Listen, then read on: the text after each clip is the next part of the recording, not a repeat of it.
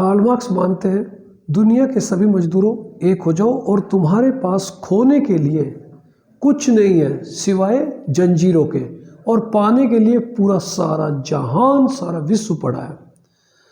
ऐसे विचार थे कार्ल मार्क्स के। अब दुनिया के मजदूर एक होकर क्या करेंगे? उनका मानना था एक होकर हिंसक क्रांति लाए और हिंसक क्रांति के द्वारा पूंजीपतियों को मार दें, और उन्हें मारने के बाद अपनी एक गवर्नमेंट बनाए और उस गवर्नमेंट को नाम दिया कम्युनिस्ट गवर्नमेंट। Communist government. ये गवर्नमेंट कहाँ पे है आज भी? जैसे चाइना, नॉर्थ कोरिया, ठीक है, ऐसे कंट्री में कम्युनिस्ट गवर्नमेंट है। मार्क्स की एक बहुत फेमस बुक है दास कैपिटल। दास कैपिटल जो बुक है वो एक तरीके से कम्युनिस्ट या कम्युनिज्म की बाइबल मानी जाती है।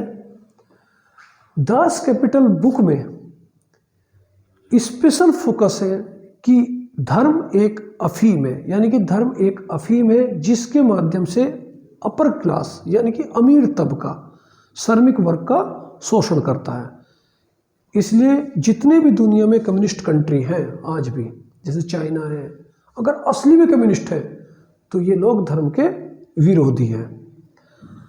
कार्ल मार्क्स के विचार दुनिया में इतने फैले कि भयंकर बड़ी बड़ी क्रांतियां हुई। उसकी जो बुक आई ना 1867 में, दास कैपिटल, उसके बेस पर ऐसे रेवोल्यूशन हुआ कि दुनिया 3 हिस्सों बट गई। एक तरफ पूंजीवादी देश, दूसरी तरफ मार्क्सिज्म देश, मार्क्सिस्ट कम्युनिस्ट कंट्री, और तीसरा नॉन अलाइंड मूवमेंट वाले हमारे जैसे कंट्री, जैसे इंडिया जैसे कंट्री। कार्ल मार्क्स के विचार समय आते आते बिल्कुल अप्रासंगिक हो गए, बिल्कुल इर्रिलेवेंट हो गए। प्रेजेंट टाइम में चाइना में भी पूरा पूंजीवाद आ गया, नॉर्थ कोरिया तो बिल्कुल तानाशाही में बदल गया।